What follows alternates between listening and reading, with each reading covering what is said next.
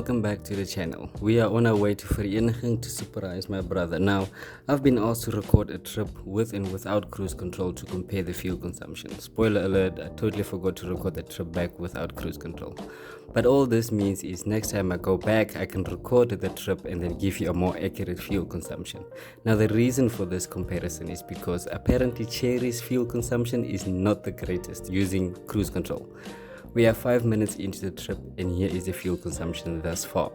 So stay tuned to see the fuel consumption drop as we go. Personally, I've never driven a Cherry before, so I can't vouch for that, so hopefully I can test it in the near future, because I was actually considering a Cherry before the Haval, a Cherry Tiggo 7 to be exact. On a different topic, after 10 years of planning, we can finally start the process of looking into 4x4s to start our overlanding dream. Does anyone else also experience this reflection in their cars, even if it's a different brand? I normally have a small hand towel that I put over the steering wheel when I drive long distance. Obviously in this case I've totally forgot it, and this is super annoying because I can't see my dials. Anyways, enjoy the video. Let me know if you prefer cruise control, without cruise control. Half of my friends drive with cruise control and the other half don't.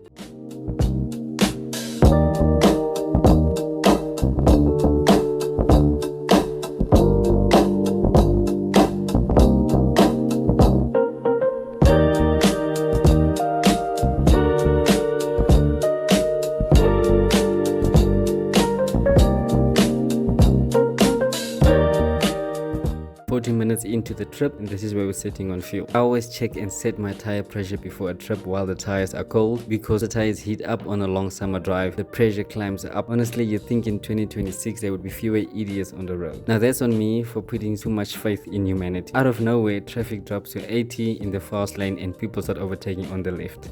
And of course, lo and behold, this rubberneck is cruising at 80. Cigarette in the hand. Like, seriously, dude?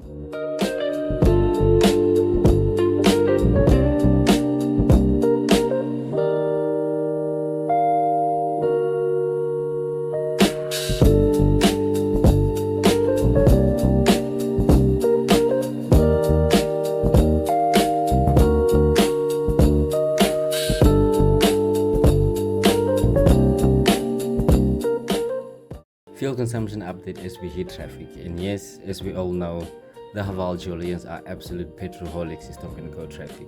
Why they always decide to do roadworks during peak traffic and not after hours is honestly mind-blowing. I'll never understand construction timing.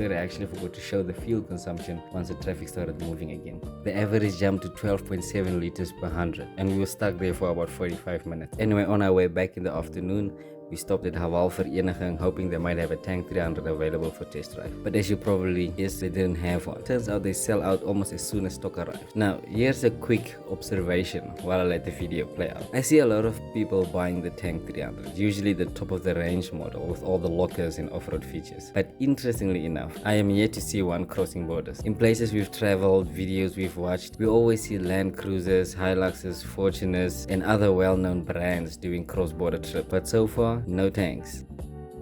Now, since I don't personally own a 4x4, maybe there's a reason for it. I just find it interesting. Is it maybe dealership support across borders or parts availability in remote regions? So I'm curious, do people just not trust the brand yet for remote travel? I mean, I need to know things like that. I'm currently down to two 4x4s, the Tank 300 or the Nissan Navara. Now yes, we'll get into details a little bit later in the video. I mean, I noticed things like that. The tank has been around for a while now. It has proven itself. Let me know what you think in the comments. I'm not gonna bore you with all the details of the tank, that it has 2 cup holders, blah blah blah blah blah blah. However, I am interested in the twin lockers and how thick the CVs are. You guys also might be wondering why I'm not considering like the Toyota Hilux or the 79 series or 86. These two brands are basically affordable brands, and in the tank it's for the comfortableness of it. I did do a test drive of it when they first came out, and the other reason why I'm considering the Nissan Navara is Nissan has been in our family made for generations. And as well, I really like the fact that it has oil springs at the back. I did have a brief test drive with it. It was actually pretty comfortable. Now, I have not had the test drive with the Toyota Hilux or the 79 series. Ultimately, at the end of the day, the big dream is to eventually have a 79 series. I've been told I'm not missing out on anything. I don't care how uncomfortable they are, how much fuel they use. I want one. The big dream is to say I drive a Land Cruiser. Anyways, guys, back to reality. Look at this thing, guys. Look at this thing. Dream we shall dream. Anyways, I know this video was about fuel consumption and how quick it drops and a comparison to Cherry. We went on team building a few weeks ago. We went to a race, I think, and my friend actually said that his new Cherry Tiggo, his 2025 Cherry Tiggo, his fuel consumption came down to about 6.9, which is actually impressive. It's actually better than the Haval. I don't know how the new Haval Jolions perform in terms of fuel consumption. I haven't driven one yet. I'm not planning on getting one anytime soon. I like the old shape. Anyways, please like and subscribe to see what hidden features I reveal of the Haval Jolion. Until then, adios.